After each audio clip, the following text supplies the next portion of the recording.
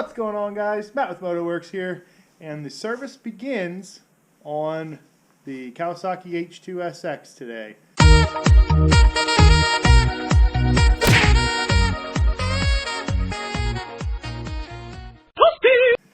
So what I'm going to be doing is this here.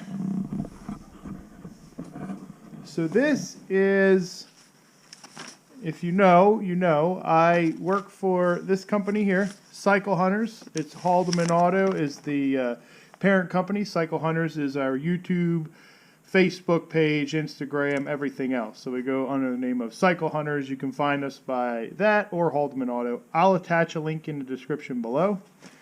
But what I'm doing is, just like we do on all of our bikes we get over there at Cycle Hunters Garage, it's called our 48-point checklist. And it goes over the whole entire bike. So if I need anything for this, going over this checklist will let me know.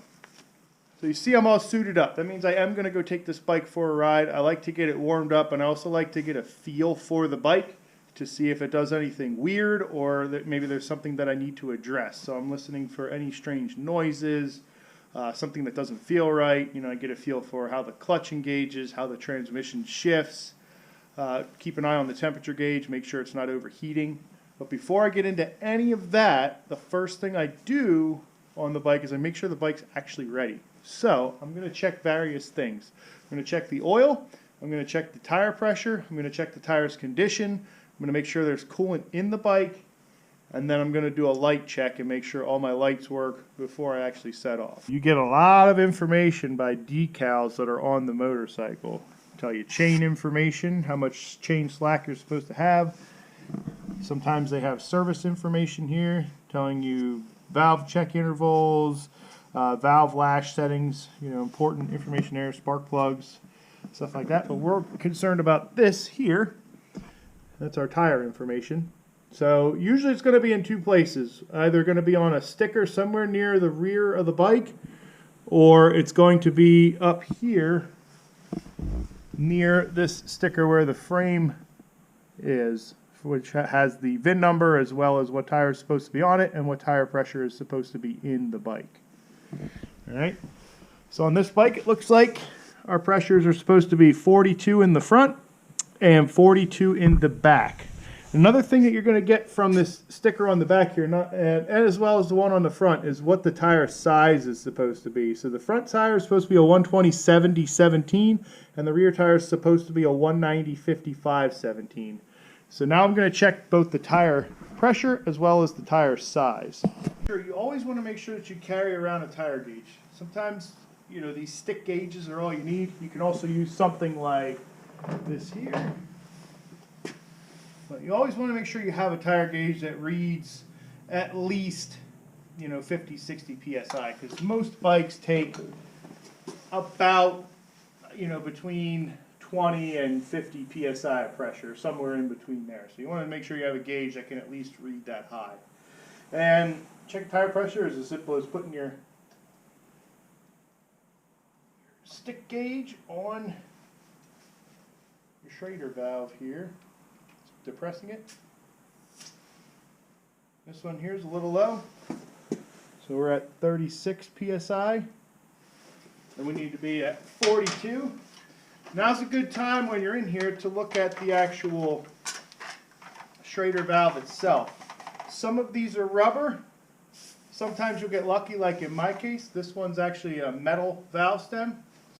If you look here, this is the valve stem or Schrader valve. Oh, the Schrader valve's inside the valve stem. I don't know why I said that, but this is the valve stem here. Some of them are rubber. This one's metal. So the rubber ones, you just want to check and make sure that they aren't cracking or split, because over time that rubber can dry out and those valve stems can fail. And trust me, you don't want a valve stem failing on your motorcycle when you're going at least highway speeds, because that's a bad day. You don't need a fancy, expensive air pump to put air in these tires. The only thing I have is this right here, a bicycle pump. Because essentially you're just working on a bigger bicycle. And all I have to do is I just have to put 6 more pounds of air in the tire. Alright, so I'm just going to fill it up with the bike pump, and you'll see it doesn't take that long, and it doesn't take that much effort to fill up these tires. And one thing I will say, don't go by the gauge on the air pump, because they are wildly inaccurate. So don't use this. If this is all you have and you don't have a tire gauge, then it'll get you close, but I'd say put the air in it and find a tire gauge so you have accurate pressure reading, because these things can be wildly inaccurate. So that said, almost 45, we'll see where we're at. And it only took a couple pumps. Actually, this one's pretty darn accurate, because that's 45 right on the nose. So everything I just said is a lie. Typically, don't trust these bicycle air pumps for accuracy. Get yourself a good tire gauge. So again, we're looking for 42. And we got it. So 42. Now we can put the valve stem cap back on. This tire's good. I'm going to check the rear tire. And before I do that, I'm going to show you guys how to actually make sure your tire itself is in good condition and in good shape. Alright, so I'm going to show you on the back tire here, because the front tire is fine. The front tire was a 120/17 like it's supposed to be.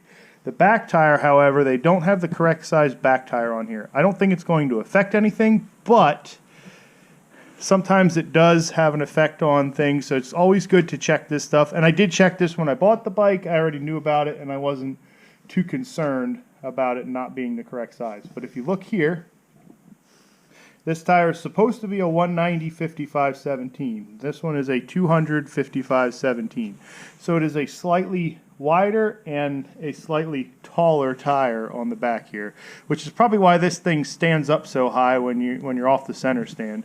This thing actually does sit a little bit higher than what I think it should. Now the other number that is important to look at on a tire, just coming around here, is the born on date. Now that's when the tire was manufactured. That's the date this left the factory or was finished being put assembled in the factory. And that's right here. So it follows the DOT number. So right here is a Department of Transportation. If your tire does not have a DOT number on it, it is not legal to ride on the street. All right, so this number here will not apply to a non-road legal tire. So here's the DOT number here. There's a bunch of letters and numbers, and then the last 4 digits of the DOT number here, this 2219, is actually the date this tire was born. So this tire was born the 22nd week of 2019. So the first 2 digits are the week of manufacture, and the last 2 digits are the year of manufacture. All right, so this tire, even though the owner of this bike just had these tires installed, this tire is already almost 3 years old, because 22nd week of 2019, and we're already in 2022. So it's always a good thing to check on that born on date, especially when somebody tries to tell you they just put a tire on a bike. You know, sometimes that tire that they just installed that is brand new can be sometimes up to, I think I've already had a bike where the guy installed a new set of tires and the tire was almost 11 years old. So just keep an eye on that born on date. So I already checked the front one. It's about the same. You know, it was also made in 2019. So these are older tires, but since it's cooler out, I'm not too worried about it. I'm just going to ride with these tires and then, you know, get the correct size tire and make sure I get a nice fresh set of tires when I get them. So, all right, the last thing that I check on my tire, I know tires, they're a lot. There's a lot to check on these things. I mean, but you've only got 2 of them on your motorcycle, so you better make sure that they're the best that they can be. Last thing I check is this here. You see these initials TWI? That indicates the tread wear indicator, and this, if you follow this across the tire, is where the tire has a built-in indicator to let you know when your tires are down to the manufacturer's limit. So if you look in here, you'll see a nice little raised piece of rubber inside there, And that raised piece of rubber is a tread wear indicator. When that raised piece of rubber is level and flush with the tire at any point on the tire. So they've got one here. They've got another one somewhere in here. And then there's another one here. So if at any point that tread is level with that little bump, then that means the tire is in need of being replaced. So they put it at multiple points, and it's usually right around this indicator here where it says TWI, tread wear indicator. So those are all the checks that you need to make on your tire to make sure that it is ready to go. And again, like I said, this one is a little bit older, but I'm okay with that. Everything else checks out on the tire, so the tires are ready to go. Now to move on to our next check. I know I'm already changing this oil, so as long as it's between the lower and the upper marks there, that oil is good to go.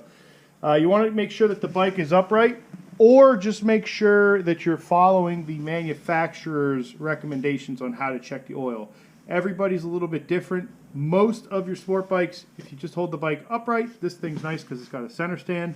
But if you hold the bike upright, that's when you check your oil. And this one looks good enough for a test ride. And right next to the oil is the antifreeze, which is falling right in between the lower and the upper mark. So the antifreeze is also good there.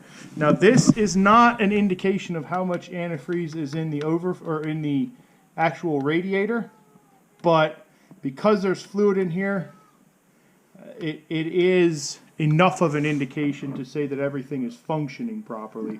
The only way you're going to really be able to tell if the cooling system is working by riding it and making sure the fan cycles, and we can only do that after we get this thing warmed up. So now that everything else on the bike has checked out, we're going to go fire this thing up and take it for a ride. You guys haven't heard this run yet. Maybe you have. I don't know.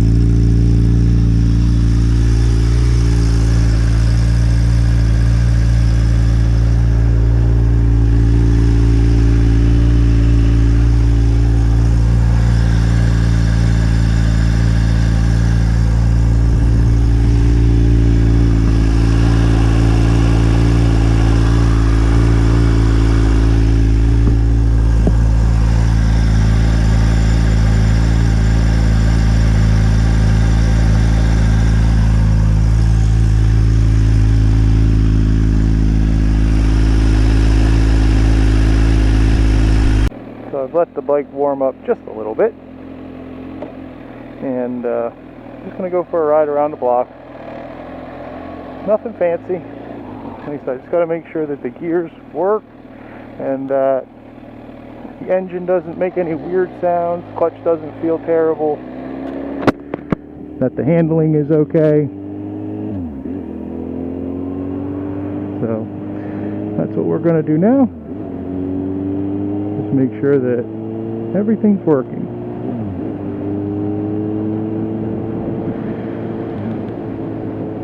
So I have had a chance to ride this bike, and I can tell you that what a machine. This thing is very impressive. It just has pretty much that same power and pull that my ZX14 had. It just takes it one little extra step beyond that, and it's an amazing machine, I can just tell you that. Now, handling wise, seems to feel just fine. Oh, it's a big bump. So it doesn't soak up the bumps that well. But handling wise feels good. Tires feel balanced. The clutch feels like it's okay. So typically what I'll do, you know, I want to make sure also that the auto blip stuff works. You know, if it has a feature, I want to make sure that that feature is working like it should. So we'll just go through a couple upshifts here. So the clutchless upshift is working. It feels just like it should.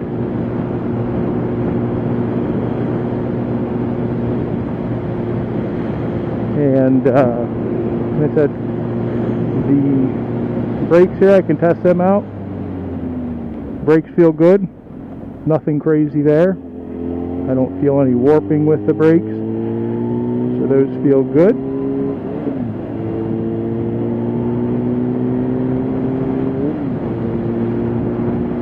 And, you know, this isn't a ride where I'm trying to push the limits of what the bike can do.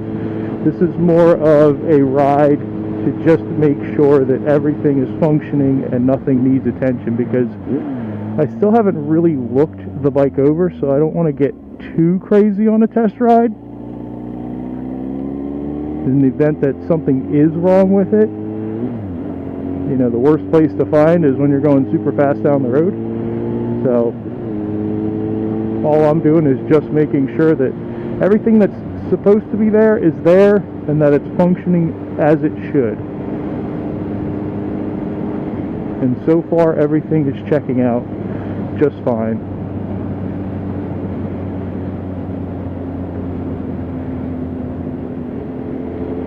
I'm also not getting crazy because it is still winter time around here, and there are cinders on the road, and the road is cold, so I'm not trying to be a hero, just making sure that the bike is working, and there's plenty of time in the summertime to be crazy. But like I said, everything feels good. The only other thing I want to check is to make sure that the cruise control is working. So I can turn that on here, and I can just kind of set it at the speed limit. So cruise control sets, I got to make sure that I can unset it. So I unset it with the brakes, hit resume, and we'll see if the clutch, clutch unsets the cruise or deactivates the cruise, is a better way of saying it. So feels like the cruise. Now the cruise control too, if it had a problem with the system, you know, you don't have to go through and check to make sure that everything deactivates the cruise, because it does do self-checks, and if something isn't working like it should, the cruise control isn't going to work. So you can go through and do all the checks like I just did, but it's not 100% necessary. But everything so far is checking out, and yeah, cruise is working just like it should be. So I'm going to finish up this test ride, and I'll take you guys back to the garage where we'll keep checking this thing out and marking off our list.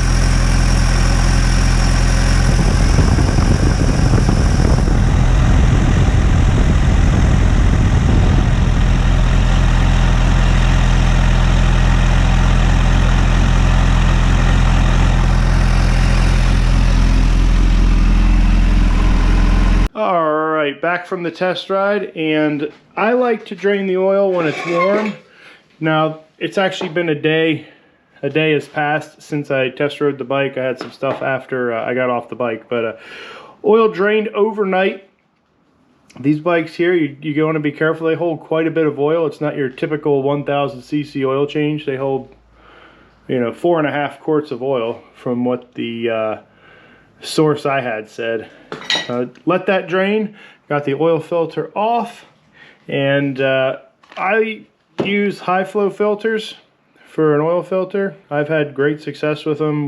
That's what we use at the shop when we change oil on the bikes that we service at the shop. And we get the racing filters because they have the nice, easy to access nut on the back there, 17 millimeter nut or bolt, whatever you want to call it. It makes installing and removing the oil filters that much easier. So I am going to take a look at the service checklist. We'll see what we got done so far. So I went on to Bel-Ray has an awesome service that they provide, and I can attach a link in the description below. But you go on Bel-Ray and it's called the Lubricant Advisor, and it'll tell you about what weight you want to use. It'll give you different weights that are acceptable in the bike. And for this we just went with 1040. Seemed to be recommended through the most heat range from cold to hot. 1040 seemed to be the oil to go for. Like I said, holds 4.5 quarts. The oil filter, I went on High Flow's website and they'll tell you exactly what oil filter you need. So it's got an HF 124R for race. Excuse me. And we checked over all these things before we rode the bike, so I already know that the coolant is full. Now when I came back from the test ride, I let the bike run until the fan cycled. Now this says, does the fan turn on? We want to make sure that the fan turns on as well as cycles back off, to make sure that it actually is cooling the bike down. So this got up to 194, that's what the reflash is set for, and then it cooled right back down to somewhere in the 180s. So the fan is cycling like it should, and the cooling system is working just like it should. So there's a couple things I haven't checked yet. So I haven't checked the exhaust bolts, just making sure that they're all tight and nothing's going to fall off. And I will be switching the handlebars over, so I haven't checked the actual tightness of the handlebars at all because I'm going to be putting the stock stuff back on. This doesn't have a primary or a differential. Transmission is part of the engine. I haven't done anything with the chain yet because I plan on swapping out the sprocket on this bike, so I'll mess with the chain and all the settings at that point. And front brake fluid, I'm going to be swapping that out because I'm going to be putting the new bars on, and I have to take the brake line that's on it off and put the stock brake line back on. And then brake pads look good, they're about 4/32. And rear brake fluid, it looks nice and clean, but I'm probably just going to freshen it up because I'm going to be freshening up the front brakes, so I might as well freshen up the back, and then that way it's all done at the same time. Rear brake pads looked good, about 3/32. My throttle adjustment feels really good, and that's the amount of free play there. Now this is drive-by-wire, so I don't know if there's actually an adjustment there, but it felt good, so I didn't even bother looking into it. Clutch fluid, that's the same as the brake fluid. That's going to get changed out when I change those bars. There is no clutch cable, so not applicable. I have to yet check the air filter. The front tires we already checked before we went out, set the tire pressures. So I just go off of a measurement here. Like I said, you guys only have to worry about the tread wear indicator. I actually go off of what they measured at, and I just use a tire tread depth gauge. This goes into the tire and then pushes that up. This sticks inside the tread's depth, or this is inside the tread, and this is the tire itself. This sits on the tire itself, and then that just gives you a reading of how deep the tread is. And I just read it in 30 seconds. So tires were good. It had metal valve stems on it, so I'm not worried about those. Those are in good looking order. The forks are not leaking any fluid, so those are in good shape. The headlight works, high and low beam is just fine. The turn signals work, the horn also works.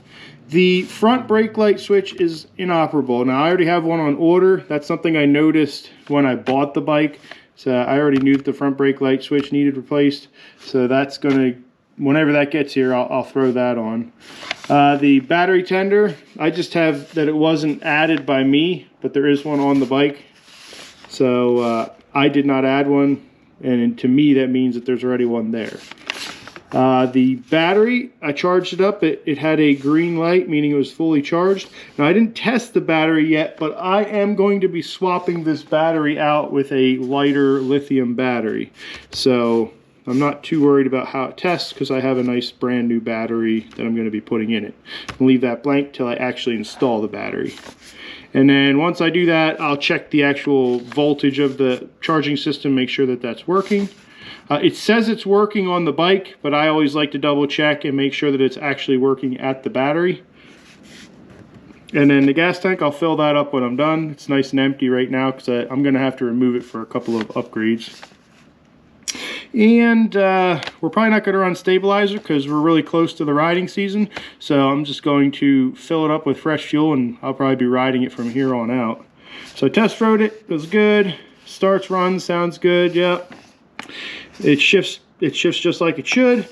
Clutch is working good. Now I am going to be upgrading the clutch springs on it, so that is something I'm going to upgrade, but the clutch worked just fine when I went out on the test ride, so there's no issues with it. It's just with the reflash, you know, I'm just going to upgrade the clutch springs so that I avoid future problems with it. Handles just fine. Bearings were good. I am going to be replacing the bearings on this, but they were in good working order at this, up until this point. Everything felt good with the bearings, and the steering bearings are also good. All right, so everything so far is looking good as in terms of the bike's condition. There's not a lot that really needed serviced on this, just your basic oil change. Now, I think I said it in the last video, maybe I didn't. I'm going to be switching out the coolant for engine ice, and I want to take this side cover off so that I don't get antifreeze all over the bottom of this fairing here, and I think it'll just make it easier for me to remove this intake duct to gain access to the air filter. Now this should have a Sprint P08 F185 air filter on it. It has a Sprint box that I got with the bike, but again, you never know until you take this stuff off. I also don't know the condition of the air filter until I take all this stuff off, which is nice to know before I start riding this bike. I want to make sure that I don't have an air filter that's completely gummed up. So I'm going to remove this fairing over here. I'm also going to remove the other side fairing because, again, like I said, I'm going to be putting clutch springs in it. So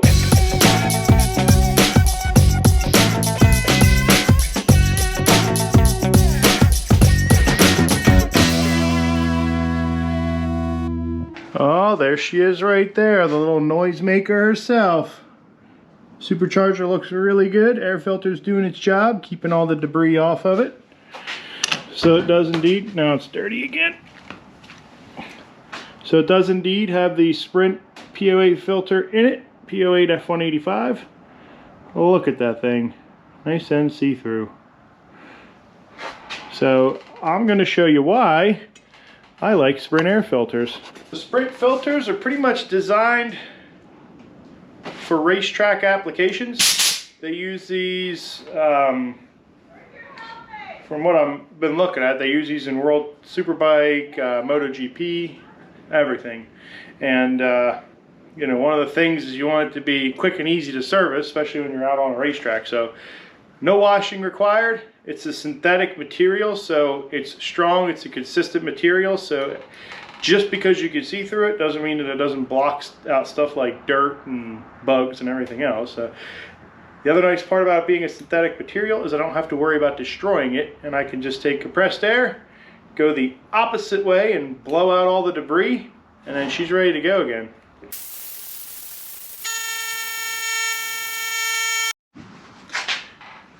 Just like that, she's nice and clean again there. You can see through it. No more bugs and debris.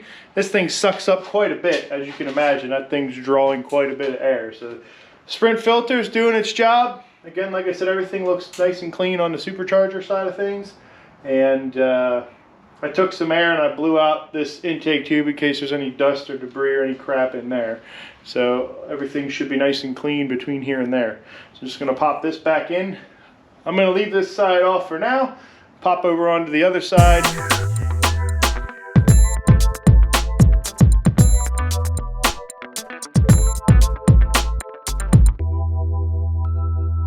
Alrighty, I wanted to take a pause right here and just say that holy crap, these things are way stronger than the OEMs. I was kind of concerned that the springs wouldn't be enough, but they're plenty. I'll tell you what, they're nice and stout, heavy-duty clutch springs there. And the reason I didn't show taking these off and putting them on is because when I took the actual plate off that houses the springs, I found that the hydraulic clutch actually starts pushing out on the clutch assembly here, the ramp style slipper clutch.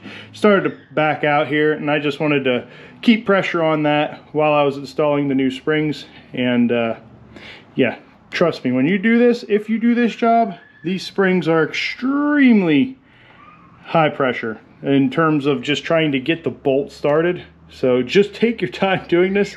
Don't strip out the threads on the bolt, because that will make for a very bad day. So just push in. I was just pushing in straight and then just getting it started a little bit, and then now I just kind of work them all around. And when I get them pretty much flush, what I'm going to do is I'm going to take each bolt out individually. I'm going to put a little bit of blue Loctite on there, and that should hold them in place, you know, enough. And then I'll just look up the torque specs, torque them down, and then we'll be good to go. I'll put this clutch cover back on. The only thing I saw with the clutch cover, all the bolts are the same, so you don't have to really label them when you take them out. They're all the same length.